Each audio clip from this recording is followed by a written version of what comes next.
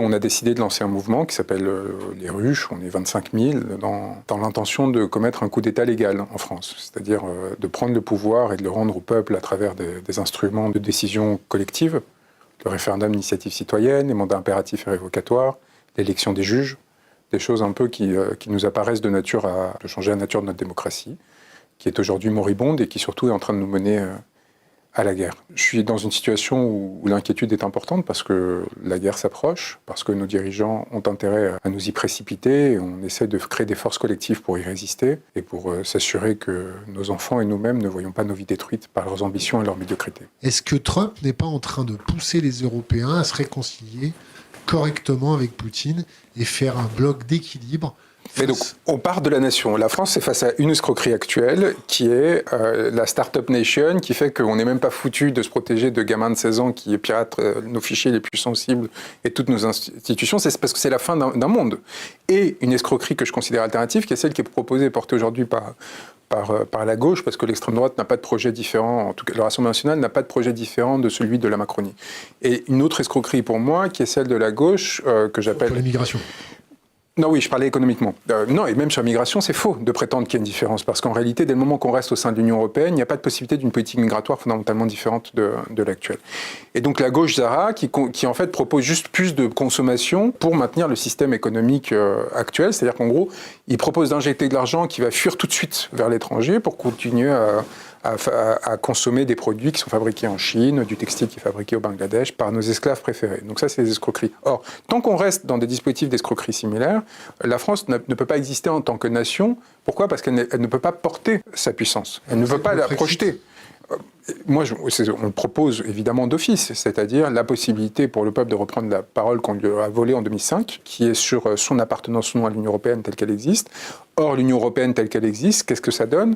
Ça donne Van der Leyen face à Trump quand il nous impose de façon unilatérale des droits de douane, notre incapacité à y répondre. D'une part, par absence de volonté commune, parce qu'on n'est pas une entité politique et économique commune, et d'autre part, parce qu'il faut des mois pour se mettre d'accord, parce qu'on est à 27 dans une même table et avec des intérêts qui sont divergents. La France est perdue et bloquée dans un projet continental français qui consistait à s'insérer et à renforcer sa force. C'était l'intention d'Emmanuel Macron, énoncée dans le discours de la Sorbonne, et qui consistait en fait à faire l'Europe puissance, il appelait ça comme ça, et à donner à la France une place cardinale au sein de cette institution. On est dans une perspective de courte vue qui nous met toujours plus en tension avec les grands blocs, parce que en réalité, on cherche à exister par nous-mêmes, mais sans avoir une idée de pourquoi ou dans quelle direction. Donc, on est vu comme des provocateurs arrogants, un peu énervants et gênants. Il faut commencer à réfléchir en termes géopolitiques. C'est quoi la France aujourd'hui dans le monde ? L'une des premières critiques que j'énonce à l'égard d'Emmanuel Macron sur la position en Ukraine, quels sont nos intérêts géostratégiques sur le terrain qui nous amènent à prendre cette position-là ? La France aujourd'hui est face à une situation critique pour une raison très simple. Elle a quoi comme danger structurel ? L'Allemagne,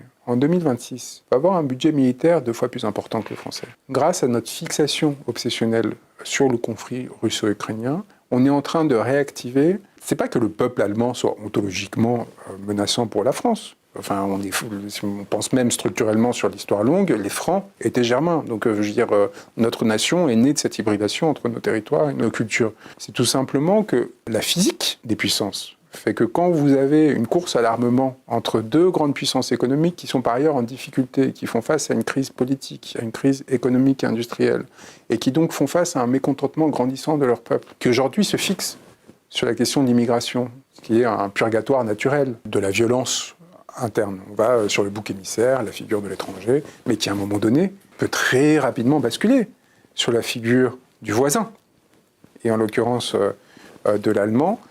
À un moment donné, on est sur un aveuglement qui est particulièrement dangereux et qui nous met en difficulté. Parce qu'il ne va pas y avoir de communauté de destin entre nos peuples quand on sera armé jusqu'aux dents et qu'on pensera que notre existence est en jeu face aux reconfigurations géopolitiques qui sont en cours. On a 3 dirigeants politiques qui, dans les 3 plus grandes nations européennes, sont extraordinairement fragiles. Ce sont des personnes qui, aujourd'hui, n'ont pas l'approbation de leur population, qui sont soit fruits de coalitions contre la nature, soit, comme c'est aujourd'hui le cas en France, gouvernés par des gens qui n'ont pas de majorité au Parlement et qui imposent de facto un pouvoir à leur peuple qui est rejeté et qui cherchent, à travers l'exutoire de la confrontation géopolitique, une justification à leur maintien au pouvoir et à leur domination. Et ces gens-là sont capables de nous amener à des grandes catastrophes. À un moment donné, on va être obligé de réfléchir non plus d'un point de vue moral, mais d'un point de vue des dynamiques de poids. On est obligé de rétablir un axe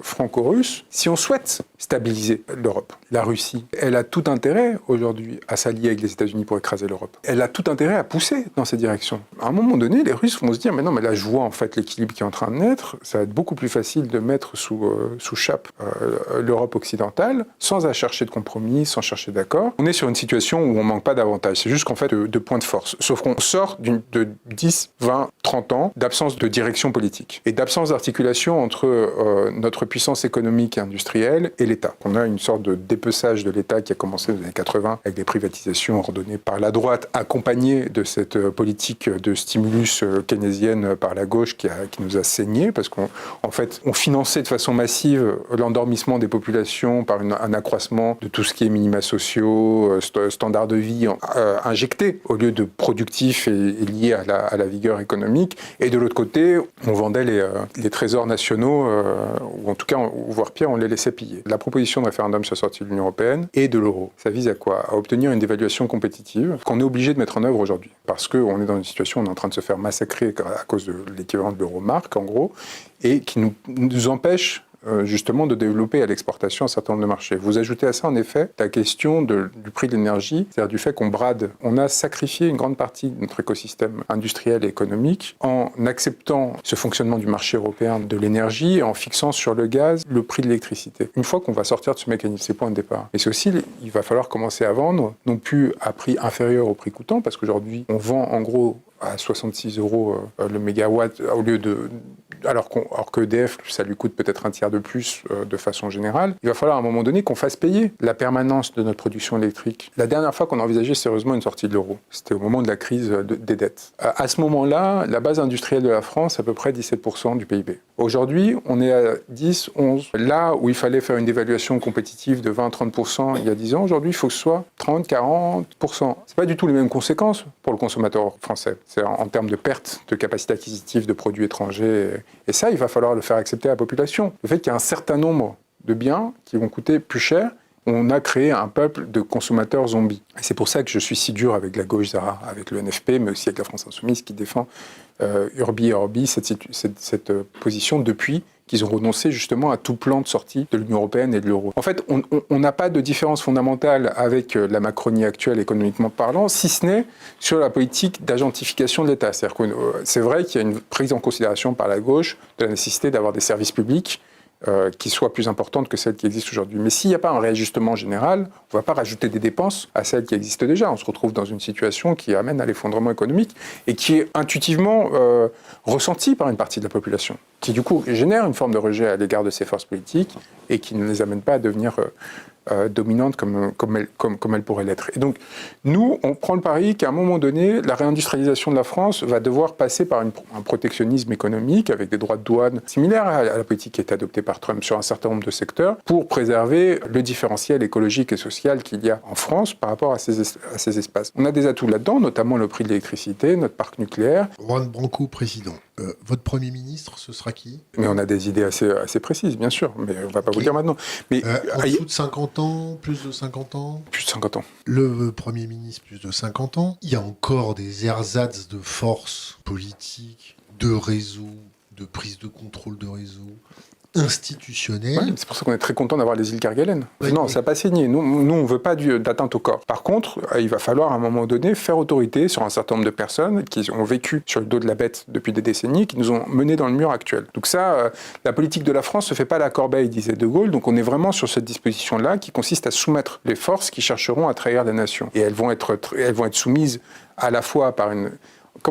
Il faut voir le dispositif d'ensemble. C'est-à-dire que dès qu'on rentre dans le pouvoir, donc à 6 mois, il y a les référendums sur l'euro et l'Union européenne, mais il y a tout de suite la libération des médias. C'est-à-dire qu'il faut tout de suite se débarrasser du système oligarchique actuel qui fait que la pensée des Français est sinon déterminée, du moins influencée par des personnes qui achètent des journalistes pour les amener dans cette direction-là. Ça sert à rien d'organiser des référendums si on vous dit quoi penser et si on n'a pas des personnes qui, honnêtement, vont essayer de générer un débat qui va vous amener à vous faire votre propre idée et seulement essayer de vous distraire ou de vous instrumentaliser. Donc, il va falloir soumettre ces forces-là qui, il se trouve, se font de l'argent sur le dos de la bête. Parce que les oligarques, ils font pas ça par hubris et par désir du pouvoir. Ils font ça parce que ça leur permet d'accéder à des marchés d'État. La téléphonie, c'est des milliards d'euros qui chaque année sont pris aux Français à travers une sorte de cartel qui a été organisé entre Bouygues, SFR, Free et Orange, qui a fait la fortune de gens comme Xavier Niel, comme Martin Bouygues et comme d'autres. Donc ça, on s'en libère. On s'en débarrasse.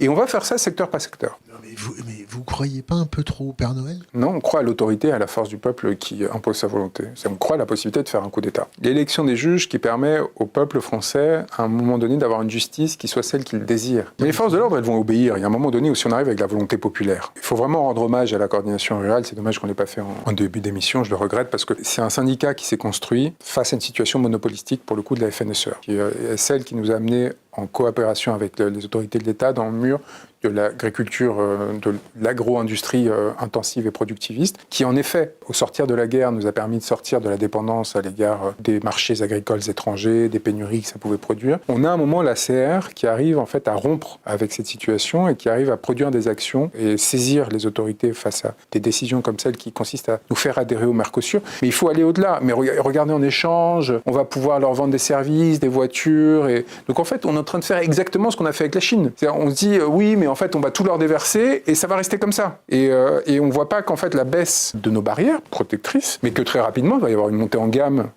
et des transferts de compétences et ainsi de suite avec ces pays de l'Amérique latine, qui à un moment donné vont nous prendre des marchés. Il faut arrêter de prendre...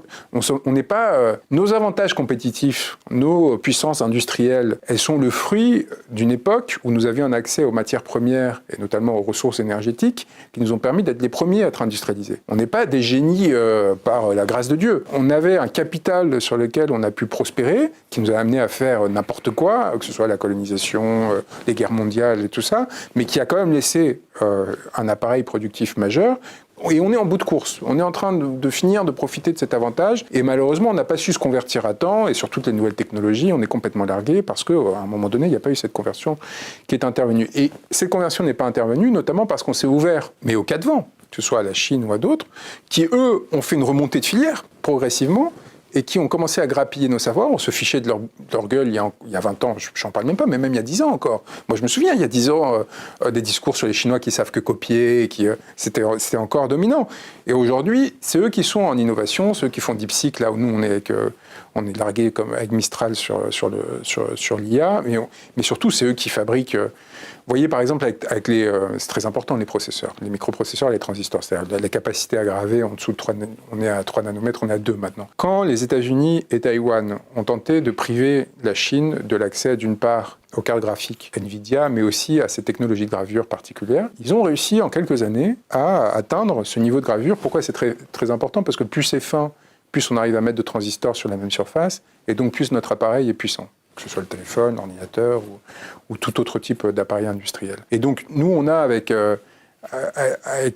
on a la technologie en Europe, la dernière grande technologie qui nous reste dans ce domaine, c'est celui qui permet en gros de fabriquer les machines qui fabriquent les puces, qui est aux Pays-Bas. En quelques années, ils sont en train d'arriver, là avec Huawei notamment, du fait des sanctions qu'ils ont fait l'objet, ils sont en train d'arriver au même degré de finesse de gravure. Vraiment à une vitesse qui était complètement inattendue pour nous. Nous, on est, sauf erreur de ma part, dans le meilleur des cas en France, on est à 12 mm, ce qui est vraiment nanomètres, ce qui est vraiment pas mal du tout, et qui en fait nous permet, sur toute une série d'appareils, réfrigérateurs et compagnie, d'avoir une autonomie stratégique, toute une série de missiles, il y a pas mal de trucs qu'on peut fabriquer en propre.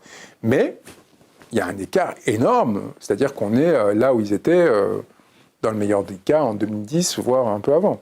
Donc, on a ce retard de 15 ans. Soit on essaye de rattraper ça, on investit massivement, tout cet argent qu'on a dilapidé pendant le Covid, ces sommes, ces masses qu'on est en capacité de mobiliser, on les mobilise, par exemple, pour mener à bien tout un plan de robotisation de l'industrie fondamentale en France. C'est-à-dire, vous voyez, à nouveau, parce que c'est le grand champ sur lequel, à mon avis, il y a un rattrapage qui peut être mis en œuvre. Avec une mobilisation, à nouveau, nos écoles d'ingénieurs, les polytechniciens, il faut qu'ils arrêtent de partir dans la finance. Vous voyez, c'est aussi bête que ça. C'est-à-dire, la recherche fondamentale... Ils partent dans la finance, pourquoi ? Par patriotisme ou non, mais parce qu'il n'y a pas d'offre d'emploi aussi. C'est-à-dire qu'il y a aussi une question très simple. C'est-à-dire qu'on a dépriorisé ces secteurs-là et qu'il n'y a pas d'investissement suffisant pour accueillir les 400 polytechniciens qui sortent chaque année de l'école dans des industries fondamentales en France. L'investissement dans la recherche fondamentale, Moi qui viens de la recherche, qui ai fait un doctorat, j'ai parfaitement conscience... Vous allez déshabiller Paul pour réhabiller Jacques. C'est avec qui, Paul, que vous allez déshabiller ? C'est la dévaluation compétitive, c'est le consommateur. Je pense qu'aujourd'hui, ça va être très difficile en dessous de 30, 35. C'est-à-dire que c'est violent. C'est violent, il faut s'y attendre. Vous avez des leviers compensatoires qui permettent d'éviter que sur justement la population la plus précarisée aujourd'hui et la plus en difficulté, qu'il n'y ait pas d'impact sur eux. Sinon évidemment, c'est un massacre social et ça ne vaut pas la peine. Il y a aussi une captation du patrimoine. Aujourd'hui, une grande partie de notre richesse est artificielle. Elle est liée à la survalorisation de l'immobilier, qui en réalité, il n'y a pas de raison que ce qui valait il y a 10 ans, 10 fois moins qu'aujourd'hui, ait eu cette explosion. Il y a une réduction du stock, il n'y a pas beaucoup de biens. Non, c'est pas ce qui se passe en France. À Paris, par exemple, il y a une baisse du nombre d'habitants. Donc c'est pas du tout lié à une tension sur la demande. On va bientôt passer sous les 2 millions d'habitants. Donc on est sur une situation où en réalité c'est juste lié aux dynamiques spéculatives, liées à notre appartenance à l'euro et de façon plus générale à notre absence de barrières par rapport aux investissements étrangers qui partent dans des biens sur lesquels ils n'ont même pas l'usufruit. Enfin, ils ne les utilisent pas assez bien. Les quartiers entiers de Paris sont vides. Mais ils appartiennent à des grands fonds qui mettent leur argent dedans dans l'hypothèse qu'un jour, ils pourront le revendre avec un facteur multipliant de 2, 3, 4 fois. Donc, la recherche fondamentale, c'est l'université, les chercheurs, le fait les professeurs, le fait si à un moment donné, vous ne repartez pas de cette base, si vous vous retrouvez avec une situation où il vaut mieux être caissier que d'être prof dans le secondaire, et que le prof du secondaire n'arrive pas à faire autorité parce qu'il a à peine le salaire d'un caissier avec un peu d'expérience, évidemment, les gamins ne vont pas le regarder comme une figure de référence. Vous générez des effets comme ça de désaffiliation. Et le trafic de stupéfiants, c'est pas pour faire la morale sur la drogue. C'est les effets déstructurants sur la société. Bon, d'accord, ça c'est une chose. Mais c'est aussi l'effet signal. Quand vous avez la facilité avec laquelle vous pouvez gagner de l'argent, en étant juste à partir même les guetteurs. Toute cette construction hiérarchique sociale, elle envoie un effet signal catastrophique. Le fantasme, ça doit être de vouloir être médecin, de vouloir être policier, pompier, on s'en fout, de participer au bien commun, de vouloir être artiste, de vouloir générer de la beauté. C'est ça, c'est pas le moyen de s'en sortir, c'est au contraire le moyen de rentrer, de contribuer, d'avoir une fonction. L'objectif de notre mouvement, c'est quoi ? C'est que tout le monde retrouve une fonction au sein de la société. Si on a un regard comme votre prise de lecture peut y amener. C'est-à-dire où, à force de tout regarder à travers le prisme énergétique de la ressource en tant que telle, on finit par perdre de vue que ce qui compte, c'est qu'une société tienne. Et pour qu'une société tienne, il faut qu'il y ait des interdépendances entre chacun. Est-ce que vous ne pensez pas que vous êtes un petit peu bisounours sur le fait que tout le monde doit avoir son rôle dans la société, que tout le monde il est beau, il est gentil ? Est-ce que vous ne regardez pas un peu passer en face les sociopathes, les groupes de pression de sociopathes, les concentrations de sociopathes, les gens qui restent entre eux dans certaines administrations pour se tenir, pour s'épauler, pour se protéger. Mais je pense que c'est l'inverse. Est-ce que eux, vous allez leur trouver du boulot ? Mais je pense que c'est l'inverse. Eux réussissent à constituer des réseaux de solidarité en profitant de l'absence d'autorité et de l'absence d'enliaisement proposé par l'État et la société dans son ensemble. C'est-à-dire qu'ils constituent des micro-sociétés qui contournent de façon plus large la nation française et ce qu'on pourrait leur apporter. Ces réseaux de solidarité accaparants, que ce soit... on les connaît tous, ils ont pour vocation à combler des manques, soit d'autorité, soit au contraire d'offres qui sont faites. Par exemple, moi j'ai beaucoup de clients, et en province c'est très marquant, qui me parlent très souvent de l'influence de la franc-maçonnerie dans la justice. Vous voyez, une sorte de disant, mais j'en peux plus, telle décision, telle autre décision, c'est les loges, je sais pas quoi. Il y a rien de plus défaillant que la justice en France. Il n'y a rien de plus insuffisant aujourd'hui. Vous passez des années pour n'importe quel contentieux sans avoir de réponse, ça paralyse votre vie, que ce soit victime ou mise en cause, que ce soit de façon juste ou injuste. Tout ça pour finir avec des décisions qui sont difficiles à faire exécuter quand elles sont exécutables tout simplement. Quand il s'agit de peines de prison pour sanctionner des comportements déviants, il faut qu'elles soient exécutoires, ce qui n'est souvent pas le cas. Il faut que la peine de prison soit réelle, pas une peine de prison avec sursis ou aménageable ou avec bracelet ou je ne sais quoi. Il faut que quand vous êtes en prison, la personne qui est en prison soit véritablement isolée du reste de la société, qu'elle ne se retrouve pas à quatre dans une cellule de 10 mètres carrés avec du shit partout. Et tout ça, aujourd'hui, ne fonctionne plus du tout, n'est plus du tout effectif. Et donc, on en ressort à des moyens de règlement alternatifs des conflits, en quelque sorte. On en ressort à des effets, y compris de corruption, qui se développent pour essayer de survivre. Et donc, on a une individualisation qui gangrène la société. Donc, refaire autorité, reproposer une refonte de l'ensemble de ces dispositifs, l'élection des juges par exemple, c'est fondamental. On a aujourd'hui, les juges, c'est quoi? C'est des gamins qui à 23 ans ont réussi un concours, donc qui ont eu le privilège, entre 18 et 23 ans, de faire des études supérieures, d'avoir le temps à consacrer à préparer un concours dont ils n'étaient pas sûrs de l'obtenir. Donc je peux vous dire que déjà, en termes de filtre social, on sait qui peut se permettre de passer 1 an ou 2 à préparer un concours sans aucune source de rémunération alternative, et qui passent 2 ans dans une école, plutôt avec un cursus plutôt bien fait, ils tournent... Et puis après, toute leur vie, ils vont décider de la vie de gens, sans jamais avoir à supporter une quelconque conséquence s'ils font n'importe quoi. Vous voyez, ça, c'est pas possible. Vous avez près de 15 000 saisines qui ont été faites par des citoyens contre des juges dans un mécanisme qui a été proposé il y a quelques années. Vous avez 0,1% de décisions favorables qui ont été retenues. Vous avez 3 blâmes qui ont été octroyés. Vos mesures en termes de guerre économique, avec la géopolitique qu'on subit? Remontée de filière, notamment dans l'industrie, notamment avec la robotisation. Il faut faire de la remontée de filière, il faut faire de l'espionnage économique de façon massive. Il faut récupérer un certain nombre de talents qu'on a perdus. Il faut durcir de façon majeure. C'est ce que je disais sur la contrainte par rapport aux grandes écoles d'ingénieurs. Il faut récupérer les meilleurs, il faut leur adjoindre un service obligatoire au sein de l'État. Avant Normal et Polytechnique, vous étiez obligé de donner 10 ans à l'État. Aujourd'hui, de facto, c'est beaucoup moins appliqué, voire pas du tout appliqué.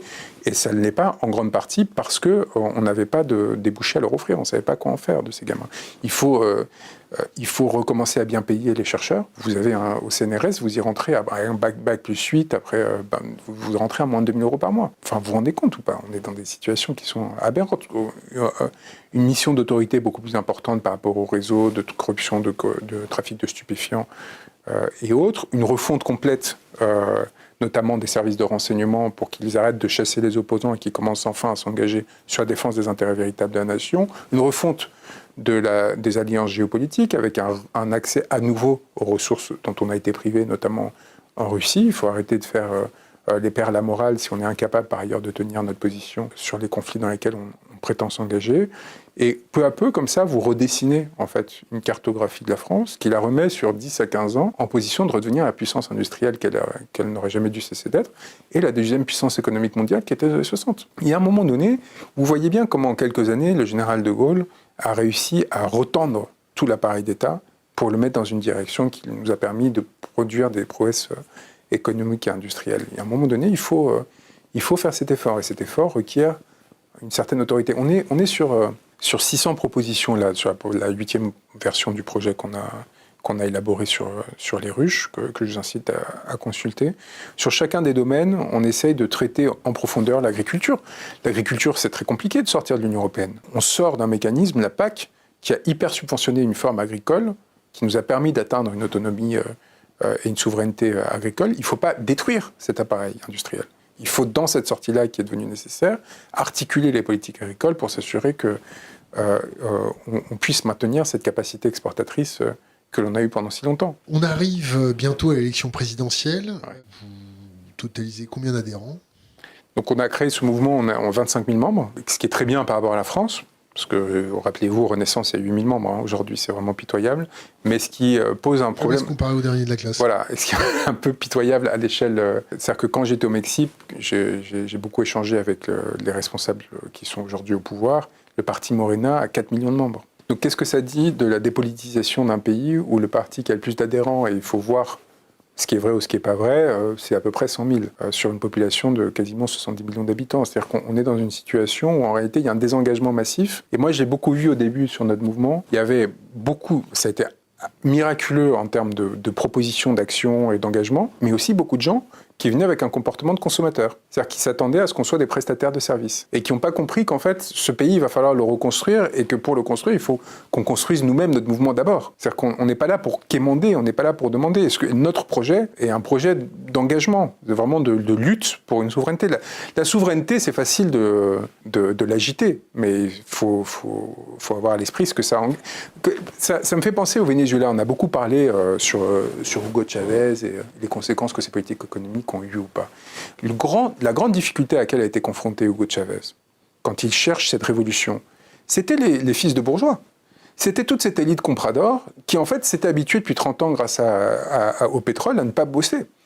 Et en fait, il est arrivé au pouvoir dans un pays qui ne produisait plus, qui s'était installé dans une sorte de confort qui est quand même similaire à celui qu'on connaît aujourd'hui en France. Et la question maintenant qui se pose, c'est comment est-ce qu'on remet cette partie de la population qui n'est plus active au sens profond du terme à travailler à nouveau. Et on lui dit maintenant, il faut offrir des horizons. Il faut en fait que ça ait un sens d'aller dans cette direction-là. Et ce sens-là, il ne peut pas exister quand on voit le niveau d'inégalité et de violence sociale qui existe dans ce pays, avec surtout de prédation des ressources communes. C'est pas tant... Je ne suis pas sûr que la gauche ait raison quand elle pense que... C'est vrai qu'on est un pays qui, socialement, cherche à lutter contre les inégalités. La question qui se pose, c'est la prédation de la ressource commune. C'est le fait qu'il n'y ait pas de service public de base qui soit offert aux citoyens français, qu'il n'y ait pas de médecins qui soient accessibles dans une grande partie du territoire. Vous voyez, c'est des choses aussi simples que celles-ci. Si vous n'offrez plus ça, ça ne sert à rien de filer des minima sociaux, la base de tout lien social, il doit être sur l'offre commune en termes de services de base, vous voyez, de services d'État. Moi, je ne suis pas du tout sur une politique de subvention à tout bout de champ. Or, malheureusement, aujourd'hui, c'est ce qui est proposé par... Le budget, il fait combien d'économies ? Alors, c'est compliqué parce que, en fait, c'est pas compliqué. Si, c'est compliqué parce que justement, la dévaluation fait que les ordres de grandeur sont faussés. C'est 100 milliards par rapport à la base actuelle. En réalité, il y a une partie qui est dissipée par les dévaluations qu'on met en œuvre. Si je vous dis qu'il faut faire 250 milliards d'économies, vous êtes capable de faire un budget ? 100 milliards, on l'a fait. 250 milliards, je pense que c'est pas nécessaire parce que l'investissement productif permet de faire redémarrer la politique économique et surtout, en fait, on a une reconfiguration des grands blocs. Ça, 250 milliards, c'est éventuellement nécessaire, et encore, ça sera discuté, à système constant. C'est-à-dire dans l'euro, au sein du système de l'Union européenne, dans ce système de libre marché, avec les mêmes dépendances à l'égard, et avec une base productive qui est toujours aussi faible. Considérer faire des alliances avec d'autres partis ? Non, moi je crois vraiment à l'importance du pluralisme. Il faut qu'en fait... Faire des alliances pour pouvoir prendre la présidence. Oui, mais ça... Je vais vous parler cash. Ouais. Peut-être que vous êtes faiseur de roi, mais si vous voulez prendre la tête de l'État, ils vont vous marcher dessus. On va voir. Non, mais on va pas voir. Si, on va voir. Donc les alliances, il va bien falloir faire des alliances. Non, si je vous propose une alliance avec Françoise Linault, vous prenez ou vous prenez pas ? Non, moi je veux pas d'alliance. D'accord. Je veux pas d'alliance du tout. Non, c'est quoi l'enjeu ? L'enjeu, c'est éviter de se faire passer et se faire marcher dessus. Non, l'enjeu, c'est le coup d'État. D'accord ? C'est quelles sont les modalités du coup d'État ? Nous, on est parti d'une base révolutionnaire. On est parti des Gilets jaunes. La question, c'était comment est-ce qu'on retire le pouvoir à ceux qui sont en place et comment est-ce qu'on arrive à le redistribuer à la population française. Donc, on a un projet qui a été collectivement généré à partir de ces idées-là, qui vise à redonner la souveraineté au peuple français à l'égard de l'étranger, mais aussi au peuple à l'égard de ses classes dominantes. La capacité, comme en Suisse, à faire contrepoids à ceci. Donc, on n'a pas besoin de force législative. L'objectif, c'est pas de dominer l'Assemblée nationale. L'objectif, c'est d'organiser tout de suite des référendums avec l'article 11, qui permettent sur les grands sujets fondamentaux, institutionnels, Europe et ainsi de suite, de leur rendre la parole. Donc, l'enjeu, c'est quoi ? C'est les 500 parrainages qui nous permettent d'être dans les 8 à 10 personnes qui seront candidats en 2027. Et à partir de là, j'ai envie de vous dire, ça va aller très vite. Parce qu'en fait, la distinction va se faire très rapidement entre ceux qui sont en capacité de gouverner un État, qui ont une vision pour la France, et ceux qui ne le sont pas. Et dans les débats, nous verrons très rapidement ceux qui tiennent la route et ceux qui ne la tiennent pas. Et donc, à ce moment-là, ça va s'agglomérer naturellement. Il n'y aura pas besoin de faire des accords de parti, de négociation, de dilution. Par exemple, vous parlez de Asselineau. Il n'a pas du tout toute la dimension de démocratisation et de souveraineté populaire que l'on propose dans notre programme. Vous voyez ? Et il n'y a pas de raison de renoncer à cette force-là au profit d'une quelconque négociation d'appareil. Il ne faut pas croire qu'on va créer un paradis sur Terre qui va durer 3 millénaires. L'enjeu, c'est de répondre à des urgences en termes oligarchiques. Chavez a détruit la pauvreté de masse dans son pays. Et c'était ça l'urgence qu'il devait répondre. Que son successeur ait régénéré des classes oligarchiques, c'est le propre, justement, peut-être d'insuffisance dans la capacité du peuple à contraindre ses dirigeants.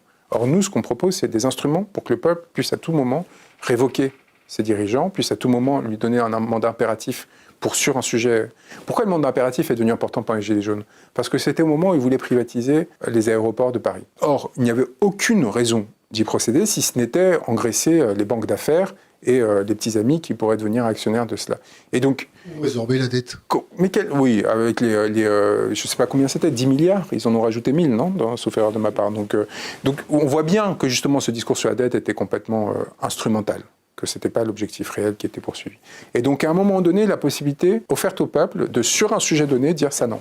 Ça, j'accepte. Mais j'ai pas envie de passer ma vie à gérer tous les problèmes de la collectivité. On paye pas des politiciens pour rien. C'est parce qu'en général, dans un monde idéal, on n'a pas envie d'avoir à s'occuper au quotidien du problème de trottoir jusqu'à la question de la défense nationale, de devoir tout articuler en permanence, parce qu'on ferait que ça sinon. J'accepte qu'il y ait éventuellement des représentants du peuple, mais à condition que je puisse les contraindre sur tous les sujets qui, à un moment donné, font qu'on voit bien qu'ils ne le font pas pour l'intérêt général, mais pour leur intérêt particulier. Que va faire un parti prétendument souverainiste qui a construit tout son discours depuis 50 ans sur l'indépendance du pays, qui entre-temps a renoncé à sortir de l'Union européenne, a renoncé à sortir de l'euro, se retrouve en position de servilité, de vassalité à l'égard de l'ambassadeur pour montrer à quel point ils sont maintenant reconnus. Alors, évidemment, moi c'est des ennemis. Hier, ils allaient demander 9 millions d'euros au Kremlin. Aujourd'hui, ils viennent le Rassemblement national. Le prêt qu'ils ont eu pour survivre et pour pouvoir se présenter aux élections, ils le doivent à la Russie. Pourquoi en France, le Front National est obligé d'aller se financer ailleurs ? Parce que ça coûte cher de vivre comme vit Marine Le Pen. Parce que peut-être que les banques lui ont fermé les emprunts. Oui, par ailleurs. Après, Et parce que ça coûte cher de vivre comme ils vivent. Ça coûte cher de payer leur majordome, leur domestique. Il faut voir le procès de Marine Le Pen, que je considère être une procédure politique. Moi, je pense qu'elle aurait dû être radiée de la carte politique à cause de ce prêt de 9 millions d'euros, pas à cause de l'histoire des assistants parlementaires, mais il faut voir qui le payait.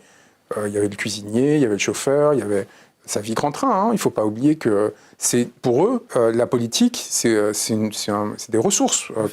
Quand Bardella va à Monaco s'encanailler pour le Grand Prix de Formule 1, vous pensez que Bardella, à 30 ans, aurait pu être dans les tribunes VIP s'il faisait autre chose que de la politique et aller après dans des soirées et compagnie? Ces gens vivent sur la bête. Pourquoi, quand Gabriel Attal privatise, je ne sais plus si c'était le Palais d'Iéna ou à Trocadéro, avec ses journées pour son 14 juillet pour voir les feux d'artifice, c'est des petits marquis qui font de l'accès à la ressource une façon de construire un destin.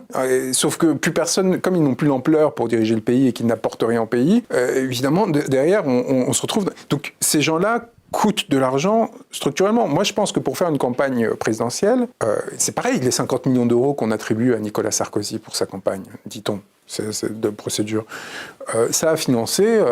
les appartements d'Hortefeux, de Guéant, les tableaux... Bah oui, c'est à la procédure. C'est ce que ces procédures ont révélé. C'est que ces gens... Vous pensez que Nicolas Sarkozy, s'il n'avait pas fait de la politique, s'il n'avait pas été président de la République à travers toutes les méthodes qu'il a utilisées, aurait 4 millions d'euros de revenus sur ses biens? C'est-à-dire pas de revenus en absolu, on est sur, si je me souviens bien au-dessus, c'est-à-dire qu'il tire juste déjà de dividendes du fait des placements, je ne sais plus si c'était brut ou net, parce que ça avait été lu par le juge qui va juger en appel justement au moment de sa mise en liberté, sa demande de mise en liberté en prison. Le fait que Trump fasse des pressions sur les juges français qui pourraient inquiéter Marine Le Pen. Oui, moi je plains les juges français qui font preuve d'une impartialité merveilleuse en France. Maintenant les pauvres petits, après s'être soumis complètement, maintenant ils disent « Oh, on fait pression sur nous, c'est pas gentil, c'est pas... » Il faut pas, à un moment donné, si on veut être plein, il faut se montrer à la hauteur de sa tâche. La justice en France n'est pas indépendante. La justice en France, c'est soumise au pouvoir existant et s'est comportée vraiment de façon indécente à l'égard d'un certain nombre de personnes, que ce soit pour les protéger, on parlait de bigorgne, on pourrait parler de monsieur habitant et des blessures anales et vaginales qui lui ont valu un non-lieu, ou à l'inverse, contre des opposants qu'ils ont fracassés. Oui, mais moi je peux vous le raconter en détail, parce qu'il y a l'ordonnance de non-lieu. Je veux dire, quelqu'un qui a quitté... C'est pas qu'il a quitté, c'est pas qu'il a un non-lieu, c'est qu'il est démis en examen, c'est-à-dire qu'on considère qu'il n'a même pas d'indice grave et concordant, alors qu'il laisse une femme en état de choc traumatique, attestée par le juge, par l'expert, le jour même des faits, avec 5 lésions anales, lésions vaginales, des hématomes, une serviette imbibée de sang retrouvée lors de la perquisition le soir même, et ça, c'est pas un indice grave ou concordant d'un viol? Tout ça parce qu'on est copain avec Brigitte Macron et qu'on est défendu par les personnes qui sont les avocats Xavier Niel et tout ça? C'est ça la République française aujourd'hui? Décision de justice qu'on ne peut pas commenter. Et donc parce que c'est une décision de justice, parce qu'il y a 7 magistrats, 7 juges, qui ont considéré que tout ça n'étaient pas des indices graves ou concordants. 7 juges. Qu'est-ce que ça dit de la justice française? Cet argument d'autorité qui était utilisé. Oui, il y a 7 juges qui ont dit que tout ça, qu'il était innocent. 7 juges ont considéré que ce n'était pas des indices graves ou concordants qu'il y avait un viol.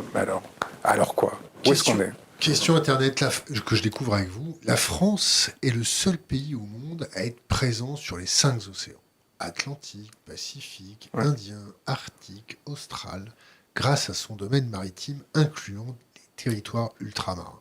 Cette présence est un atout stratégique majeur en termes de projection, de puissance, de ressources, de biodiversité, d'influence géopolitique. Actuellement, la gestion, entre parenthèses abandon, de ces territoires en fait une faiblesse dans le contexte de guerre hybride actuelle et de décadence de l'armée française.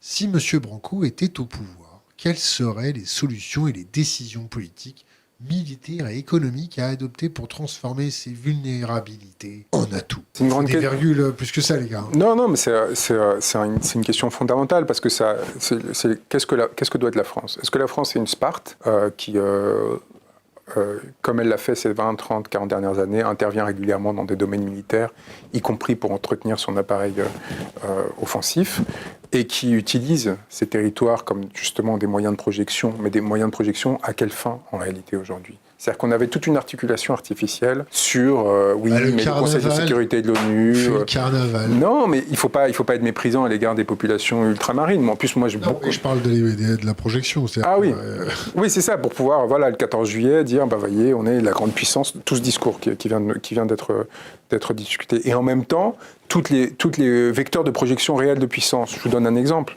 Djibouti. Djibouti, c'était un espace fondamental. Moi, j'ai passé un mois justement pour essayer d'analyser. Vous avez plongé un peu là-bas?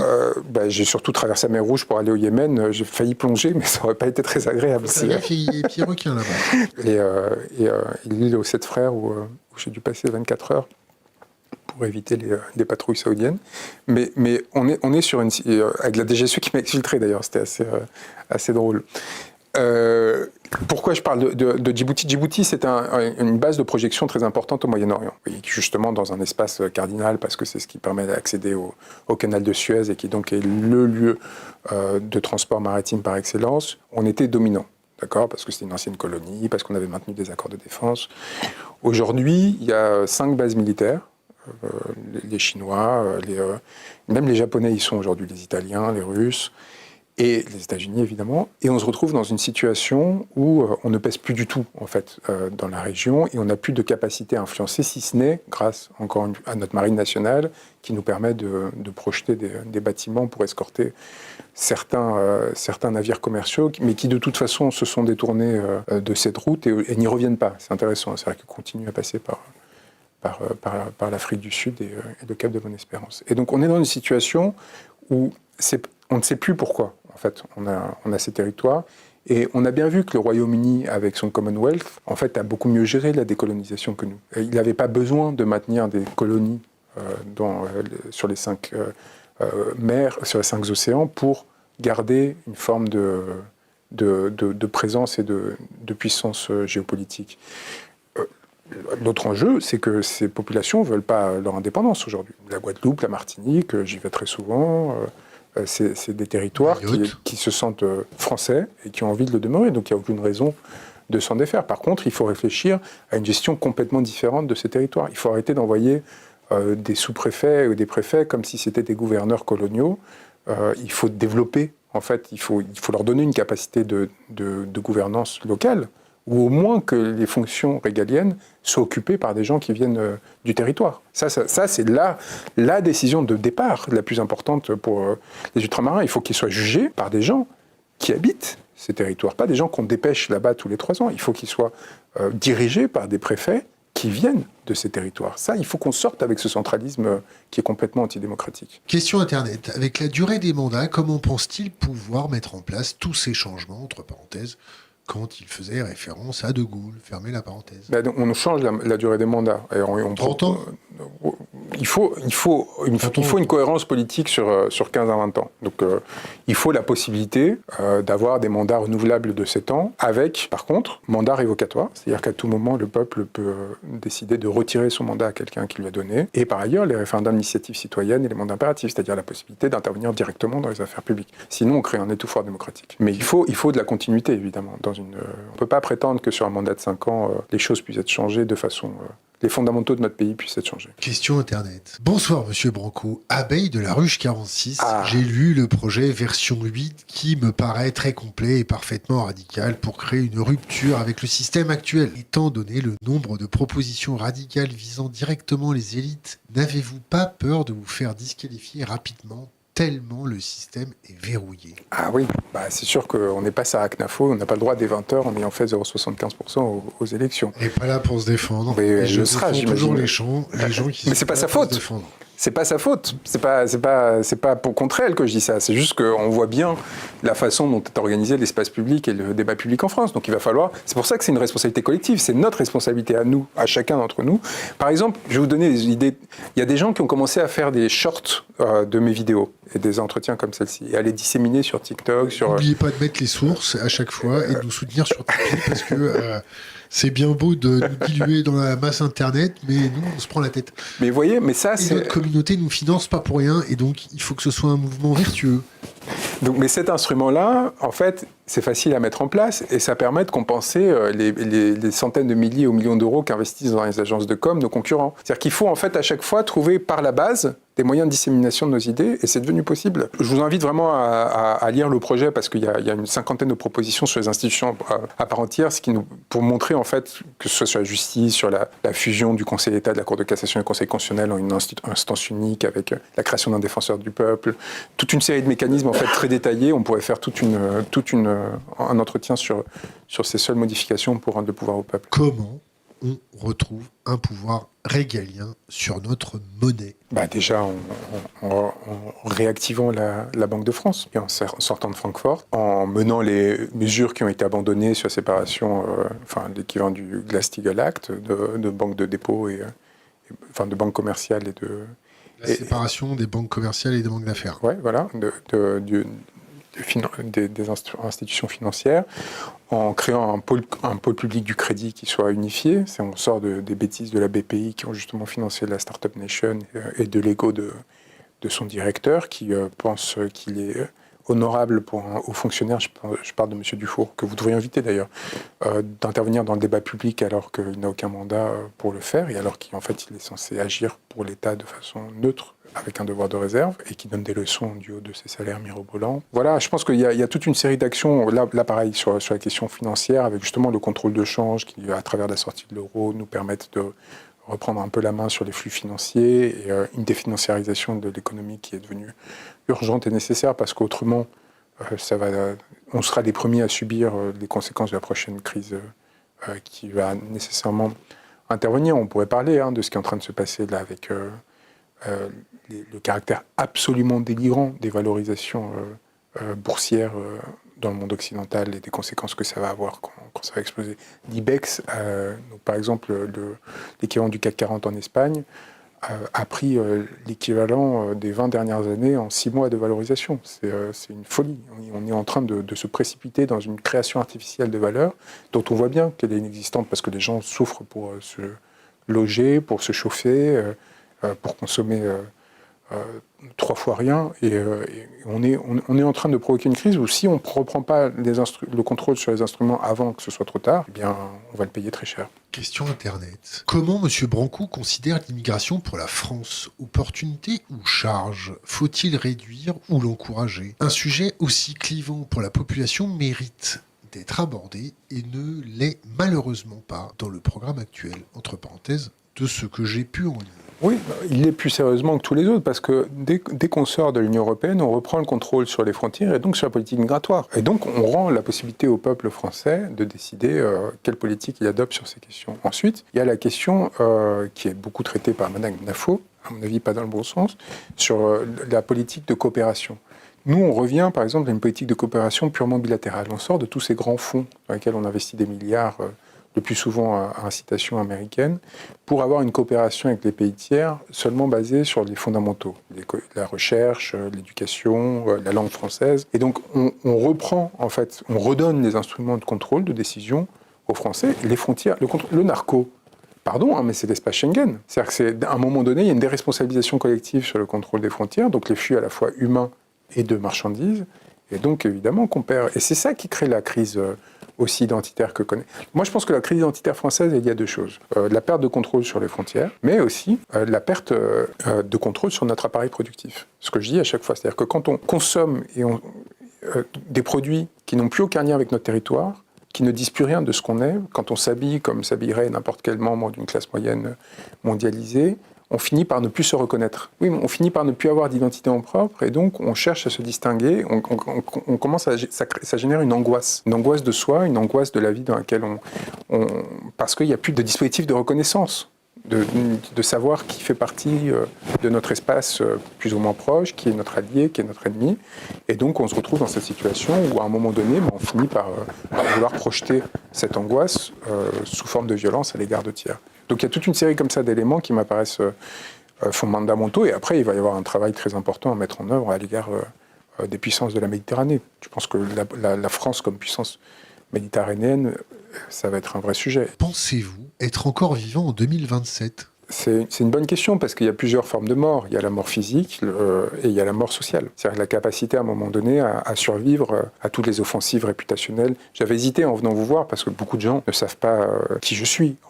Et j'avais hésité à refaire une présentation qui fasse un peu contrepoids. C'est intéressant en fait. C'est là où on mesure la vérité de l'engagement et la violence qu'on subit en retour. Tout ce dont on a parlé là manque quelque part un peu de spiritualité. C'est-à-dire qu'on n'a peut-être pas parlé du fondamental qui est de la mise en valeur de façon beaucoup plus profonde de ce que, en fait, c'est même plus d'être français, c'est d'être un être humain. Vous croyez en Dieu ? Je crois que c'est très très important.